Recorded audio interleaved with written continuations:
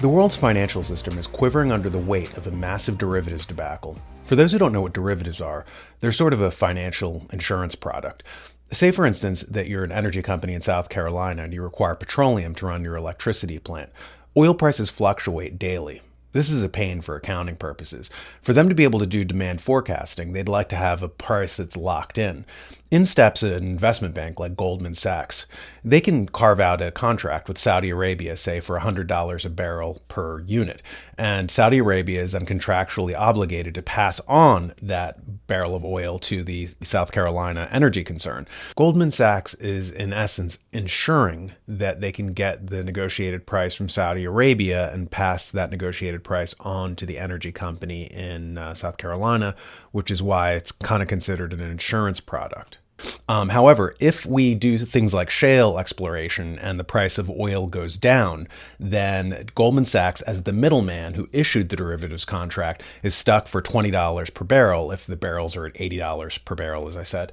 And so this has caused like a huge kind of crater in the financial industry as all these companies are now going insolvent because they're losing money on these derivatives contracts. For instance, Goldman Sachs is worth a putative $500 billion, I think it is, and they owe $49 trillion in derivatives. And this is true of banks all across the spectrum. See here.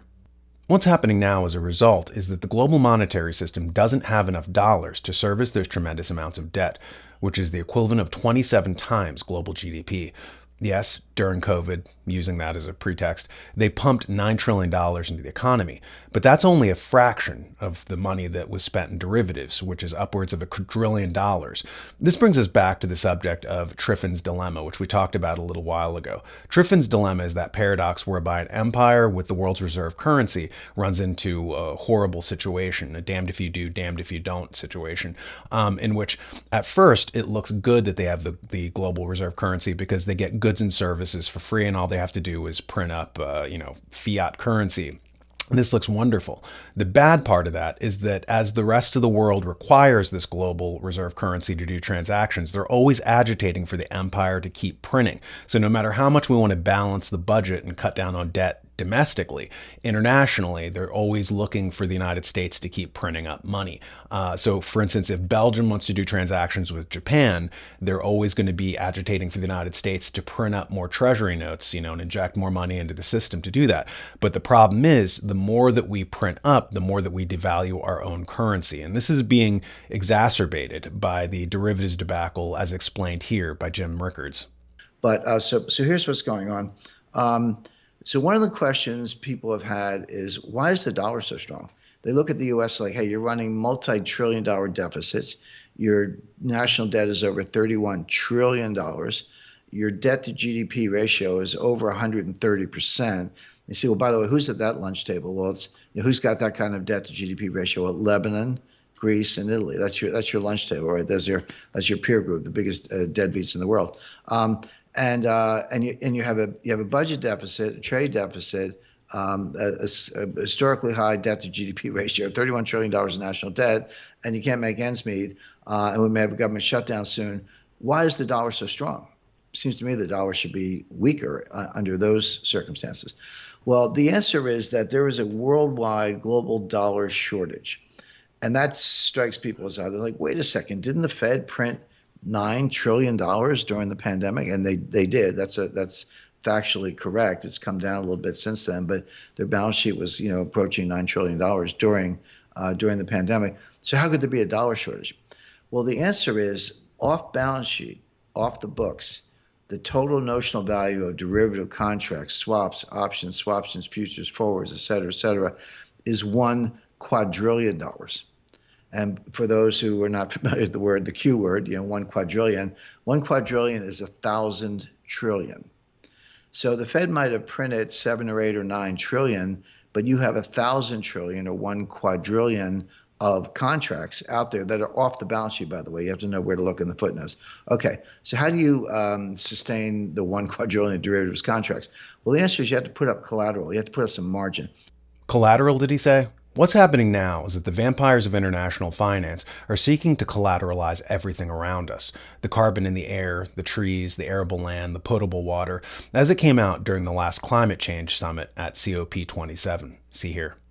So central banks are also starting to understand nature has real value. Carbon we already figured out, and carbon is moving very quickly into a system where it's going to be very close to a currency. Basically being able to take a ton of absorbed or sequestered carbon and being able to create a forward pricing curve with financial service architecture, documentation. I just came out of a meeting this morning how we're trying to accelerate that. To be quite honest, not to get very boring, that we're on financial topics and things, but they're going to be derivatives. And you need ISDA documentation if you want to trade a derivative in the marketplace. And all of this actually matters for nature as well. I'm going to quickly hand off, but again, I want to talk about value one more time, because the southern part of the world has value far greater than large elements of the northern part. And we start thinking about and putting prices on water, on trees, on biodiversity, we find, where does that sit? I'm doing a lot of work out of Asia, and I say that my next door neighbor, Indonesia, is the left lung of the world, and obviously Brazil's the right. And Africa, absolutely critical, and we need their natural capital as a system-based world more than we need that 66 billion we've got sitting in the basement of the Bank of England.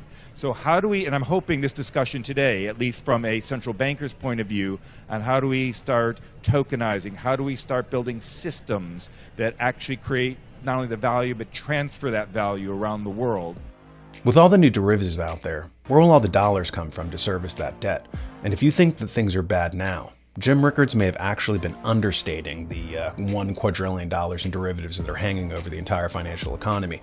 It may actually be $2.3 quadrillion in derivatives. And that's even before the whole new slew of new derivatives that the charlatans of finance are planning to roll out now. When the news leaves a bad taste in your mouth, luckily, there's the Daniel Natal Pez dispenser. It gives out only red pills, as does the New American Magazine. Get your subscription today.